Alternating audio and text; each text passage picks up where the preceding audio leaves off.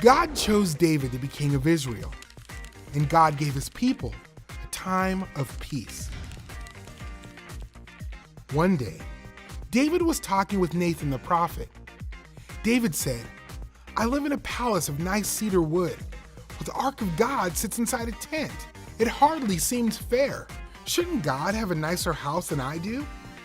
David wanted to build a temple for the ark of God. He told Nathan his plans. "God is with you. Do what you want," Nathan said. But God did not want David to do whatever he wanted. God wanted David to do what God wanted. That night, God gave Nathan a message for David.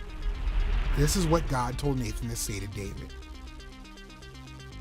"David, are you going to build a house for me to live in? Think about what I have done for my people. I brought them out of Egypt. I gave them leaders to guide them.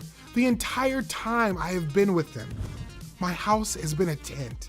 Did I ever ask anyone to build a temple for me? You used to be a shepherd, David. Don't you remember? But I made you a king. I helped you defeat your enemies, and my people now live peacefully in their own land. I promise you, David, that you and your descendants will be kings.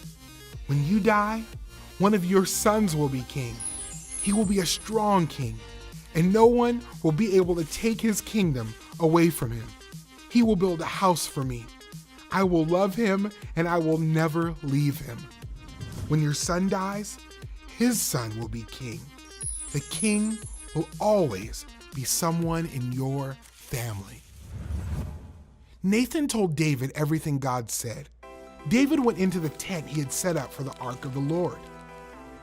He sat down and prayed. "Lord God, I don't deserve anything you have done for me, and you promised to do so much more. God, you are so great. There is no one like you. You chose the Israelites to be your own people. You rescued them from slavery in Egypt. God, please keep your promises to me and my descendants. I am confident you will keep your promises because you are trustworthy." God promised David that every future king of Israel would come from David's family, and David's kingdom would last forever. God kept his promise by sending his son, Jesus, to be one of David's descendants. Jesus is our king who will rule over God's people forever.